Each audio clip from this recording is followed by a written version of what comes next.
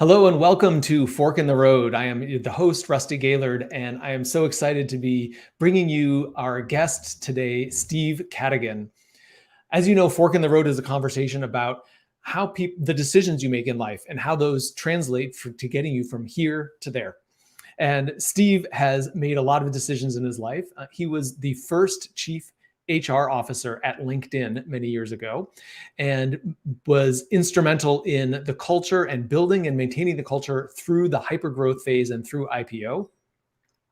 He recently wrote the book Workquake, which is a fantastic book, and I invite you to check that out. And is a sought after speaker and advisor to companies all over the world. So I'm super happy to have Steve with us here today. Welcome, Steve. Hey, Rusty. Good to see you, man. Good to see you too. Oh, and I didn't mention one other important thing, which was Steve is also just a good person. He was my son's little league coach many years ago. So that's right. One of his most important qualifications. Yep. I don't think it's on my LinkedIn profile, but it definitely was fun. Well, so, I mentioned a little bit about your background and being the chief HR officer at LinkedIn in itself, I know is an interesting story. You talk about that in the book, but maybe you can give for those people who haven't read your book yet, just give a little preview of that story. Cause I think it was such an interesting transition for you in your career. Getting to LinkedIn. Yeah. Yeah. Mm-hmm. Yeah. So I've been in the talent world prior to joining LinkedIn in 2009. I'd been on a journey of senior HR leadership roles in a number of different industries, probably 5 different industries in different parts of the world. I'd had a chance to live and work in Singapore, live and work in Canada, Western Canada, beautiful British Columbia. And when I came back to the States I think it was 2008, I found myself in a really interesting place where I was in another big company. I've been mainly in big companies most of my career. And when you're in a big company, what you're usually doing in the talent space is tuning and addressing people before you have built and adjusting the company for modern problems, right? And so what I found was more and more startups were starting to approach me to join them. And that was a really intriguing new opportunity. I mean, if you live in Silicon Valley, don't you want to try to take a bite at the apple and go on one of these pre-IPO journeys? And so that was the draw for me, was to do something I'd never done before. And I thought, honestly, Rusty, how hard can that be? Because I've seen every problem, I've seen every management mistake, I've made many, and I'd love to apply all those learnings from my career journey in a place where I can build a company rather than tune a company. And that all started with one of my first interviews with Reid Hoffman, the chairman at the time and the founder. In the interview, he asked me, well, what kind of culture do you want? And I said, what do you mean? No one had ever asked me in my career what kind of culture I want. They always said, here's the culture and we need to tune it and tweak it. And do you understand? And you need to have our employees understand it. In my very first conversation with Reid, he said, what kind of culture do you want? And I thought it was just such a refreshing experience. And so I was super excited when I got the job opportunity to take on this task of being the first person to join the team. They were about 5 years old as a firm and about 400 people, and had never really had someone with any formal HR training. And like most people, they're very suspicious of HR people and don't bring your policy, bureaucracy, slow moving decision-making, political agenda here. And that's been my experience in most companies, that most people know more what they don't want from HR than what they do want. And that's a shame, because it's basically a testament to some bad experiences people have had, and not as many people with really great experiences, because there's some phenomenally great talent leaders out there in the world of HR. So I jumped in. And probably about 1 week into it, I became terrified because I realized, I thought this was going to be easy, but I forgot to realize I've never built a company before. And actually implementing, what's the comp strategy? What's the talent strategy? What's the reward strategy? What's the performance management strategy? What's the org structure? With nothing but soft clay was really incredibly energizing, but incredibly hard. And so, so it was the draw of doing something new that really pulled me in. And probably the naivete made me just walk in there all happy, ready to take it on. Um, One of the things you talked about in that, Steve, is this difference between tweaking something or adjusting something and building it, right? You just described all these things you had to build from soft clay Mm-hmm. in this new role.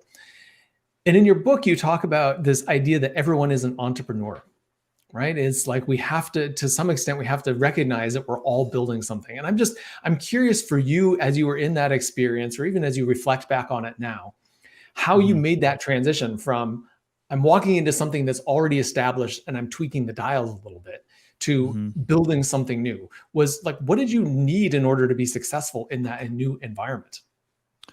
I think you needed the capacity to shed all your, paradigms and set beliefs around how things should go. And what I was really fortunate to inherit in joining that team, and I didn't interview for this, I didn't screen for it when I joined the company. If I were to ever to join a pre-IPO startup, I will, and I would encourage people to think about this. Was I inherited a leadership team of there were about a dozen of us, senior executives, with the CEO, Jeff Weiner, building the company, and everyone for the most part was a big company refugee. Mm, Um, if our head of engineering, Kevin Scott, who's now the CTO of Microsoft, he left Google because of there's probably several reasons, but his biggest one was that Google was hiring people on the outside less experienced and putting them in bigger roles. And he was getting passed over for these opportunities. Like, that's not the kind of company I want to build. mm, And so we had this, I think, shared understanding as a leadership team. We wanted to build something great, but we really didn't know what that meant. We just knew we didn't want to do all the mistakes we'd seen in places that we'd worked. And so we wanted to build something fresh and different. And that led to an openness for experimentation, I would say. And as a classically trained North American human resource person, this is scary, okay? Because you're never told to do something which we would do in an interview, which would be to ask candidates, well, what kind of culture do you want? And if you come here, can you help us build that culture? It's yeah. usually, here's what the culture is. And so that kind of non-traditional approach, and I think what served me and what helped me adapt quickly and take advantage of this opportunity was probably the family that I came from. Mm, My parents were rebels. They stole my sister and I off to Africa for 5 years when I was a kid. They wanted wow. to build something different. They wanted to look at society from a different perspective. And my dad is a minister, probably curses as much as he prays. And so that it's sort of that non-traditional approach to building rapport and cutting through Yeah. norms and behaving differently really stuck with me in some ways. And so I think I was wired to be able to look at something differently. And I also think honestly, to give credit to a little bit of my educational background, a liberal arts degree really had trained my critical thinking, Mhm. look at things differently, and don't accept the norm, and try to build something different. And that really, there's no class on that, generally speaking. It's a mindset, right? Mhm. And I didn't appreciate it at the time, Rusty, if I'm honest. I didn't. Yeah. I've got 10 years of perspective since I left LinkedIn, but I think that openness, and that's probably the draw to what was behind your question, which is the reason I think entrepreneurs, the reason I think startups are weathering the crazy reality of COVID so well is because they're building their realities on experimentation and trying new things versus, oh, we've had this set model for 50 years. Oh my gosh, we're going to have to try to turn the battleship, right? Yeah. So one of the phrases you said in the midst of that very interesting answer is that you are a classically trained North American HR leader. Right. And I just, I think when I think about like startup founders and entrepreneurs and small companies who are building and navigating through this time based on experimentation, in large part, that is not the culture of your classically trained large corporation executive or leader, which is my background too. That's how I came up through large corporations. Mm-hmm. But it wasn't about experimentation. It is much more about tweaking, being safe, don't go too far outside of the boundaries. So, how do you? I mean, I know you work with big companies all over the world, and as Mm-hmm. an advisor, and helping them navigate through this time. How do you introduce that concept to a big company? And what do you find at the employer level, but also at the employee level is important for people to understand to embrace this idea of experimentation and moving forward and creating the kind of results that they want? Well, I'm a big data person in terms of, hey, you can listen to me and my ideas and the anecdotes of my experience, or we can just start with data. And Mm. the best examples I have are, I go into big organizations, I ask them first, said, okay, what's your biggest problem? I can't hire the people I need with the skills I need fast enough. And when I do, they don't stay. And so my next question is, do you think that's going to change in the future? Do you think it's going to be easier to hire tomorrow, next year? Do you think people are going to stay longer the next few years? And the answer is no. I said, okay, so then why is every one of your talent strategies built upon people staying a long time? And that's when they go, whoa, I didn't think about it. Because we've had this notion, and this is why I wrote my book, Rusty. We've had this notion that long tenure is the best strategy for me to realize business success. But nobody believes long tenure is realizable in most industries and geographies today. Certainly, if I'm putting a rocket on the moon and lives are on the line, I want to keep people because continuity is there. Or in a hospital, the biggest point of failure in a hospital is shift change. And that's why people work so many hours, because that point of handover, it's just things get lost. So I'm asking those kinds of questions. I'm also asking questions, when it gets to, okay, do you believe the pace of change is exceeding our capacity to build the skills to, leverage all the new technology that's coming in? Yes, it is. Okay, so you're having trouble recruiting. The pace of change isn't going to slow down. So would you believe that in the future, we're probably going to hire people more on what they can learn than on what they know? And that's when their head starts spinning on a stick, and I have to sort of hold their hand and say, no, it's okay. But I know from recruiting for 30 years, job descriptions today have a shelf life value of about 3 weeks because the job's going to change, the business is going to change. So let's look at someone's growth curve. Let's look at their learning velocity when we're hiring more than just their experience, because we know the job's going to change, but we've always just been recruiting on the experience model. And what is helping me, Rusty, to answer your question, what's helping me open the minds right now is the challenge of accessing the talent that people want. They're searching for, and this is the greatest part about COVID. It served us the opportunity of a lifetime to look at the world of talent differently. I can tell every leader until I'm blue in the face, but they're still not sure they believe me. You're not going to find people today that have 100% of the skills you need. You're just not. And you're going to be fortunate if you get someone 80% qualified. And that number is going to continue to diminish to the point where I think in a few years, we're probably going to hire people that have 50%, and we're going to hedge on their capacity to learn new things. And that's okay. But when you have a scarcity of supply, it forces innovation. That's why I presume you love working in the place that we do, because the competition is so fierce. It's forcing a competitive new approach. And that's why at LinkedIn, we took some of the new approaches that we did, because we're in the shadows of Google. It was odd that we were also arming them to recruit against us because they bought the LinkedIn product to hire against us, but they could out-perk me, out-benefit me, out-work environment me, out-compensate me, 9-10 days of the week. I mean, just crush. So I had to, what do I have? What opportunities do I have? And so that's what I'm trying to help people, leaders understand today is your culture is so important to differentiate yourself in the world of massive, infinite choice that people have on places to go. And I'm talking knowledge workers, right? They have so much more choice and visibility to opportunity. Of course, they're going to take advantage of that. So why does someone want to join you, and why does someone want to stay with you? You better be clear. And it better not be because we're nice, we have a good culture, we're going to treat you well, we have good investors, and we're going to make a lot of money and our product's great. Because everybody says that. What do you have above and beyond that?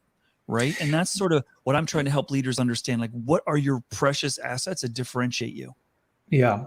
Well, the phrase that keeps coming to mind is about being more human. And you talk about that also in your book. And, when I think about that, there's certainly an element of that gets expressed through the company's culture. That people say, I want to join a company that has a more human-oriented culture. And a lot of what you're talking about is that, right? Is being more human-oriented. And I know that that's not all up to the company, right? That the people also, the employees have a role in that. both in terms of the companies that they choose to work in, but also how they show up, right? Back to this classically trained corporate soldier, if you will, right? We weren't Hmm. trained to be more human. We were trained to leave that behind, leave that at home, Right. and show up and put on your corporate suit and do the corporate thing or the business thing. Even if it's not a corporation, there's still an expectation at small companies in Silicon Valley that you show up a certain way. And I'm curious to hear where you got this idea of being more human and how that filtered in and how that became an element of what you work with and how you work. Well, I think one of the most abrasive uh, challenges we have when I think about talent and the future of talent, and one of the biggest drivers of why people are changing jobs is because Mhm. we have become over obsessed with technology as the answer to our problems. Mm. And we've over seduced and over obsessed. And I am part of the problem. I'm guilty of it just as much as the next person. But what is the number one driver of earnings of every management consulting firm on the planet right now? Digital transformation. Because we've got to do things faster, we got to do things more efficiently, and technology is the answer. So what employees are hearing is the future is about robotics, AI, Mm. and automation. It's not about me. And the Mhm. media and everyone jumps on that. And I am so tired of these future work conferences where they bring a robot out and like you're just alienating your entire audience right now by bringing that out there, and you're overly seduced by it. The future is going to be realized through the application of that merger, that collision of the technology with the human being. But we talk 90% of the time about the technology and not the greater life, and so I go into leaders and I say, listen, if you have a digital transformation, why don't you start the conversation by, hey, Rusty, if I told you that I can make your job more interesting, you could be more effective, you could do cooler stuff, you could push aside all the rote menial tasks that you don't like, and you can make a bigger difference. Would you be interested? Oh yeah. Okay, we're going to call it digital transformation, but that's why we're doing it. But that's not the conversation we have. It's like, well, Mhm. we're going to need to cut costs and we're going to have to implement this new system, and some of you are going to get trained, some of you, well, good luck. And that's very alienating. And so that's driving people to say, I'm going to take control of my career. And I'm not going to wait for the man. I'm not going to wait for the company to sort of take control of me and be victimized by some new digital transformation enterprise. And Mhm. so that's why I'm saying we're having the wrong conversations, leaders. Let's have Mhm. conversations around how we can leverage technology to create a more meaningful human experience for our people. And let's also think bigger. Let's not only care about our people when they work for us, let's care about them for their whole career. I mean, that is so much more honest and much more human, right? And I will tell you, I was guilty of that too earlier in my career. If you quit, I don't want to talk to you. It's like Mhm. we're not going to send you alumni, flowers on your birthday. You're out. But you can't do that today. We've got, and I'm really fortunate that most of my HR career, Glassdoor didn't exist, and some of these other, transparent sites, but so how do you navigate that as a leader today, that this much more transparent world is? You got to be more authentic. You got to communicate more. You need to be more intentional around understanding the journey of your people and not spending time talking about the journey of the company. And that's where Mhm. I think we're in and it's really kind of messy right now, Rusty. Like I don't have all the answers, but my job right now is to sort of connect dots in a way that help people in their circumstances and their culture and their industry find a different way, right? So I'll give you an Yeah. example. I was working with this huge conglomerate in Bogota, Colombia a few months ago. And they're like, well, Steve, their hackles are already up. Like, oh, you're some, whiz bang from Silicon Valley. You're going to tell us what we don't know. And they said, well, thank you for all the examples of the technology companies, but what about our industry? Mhm.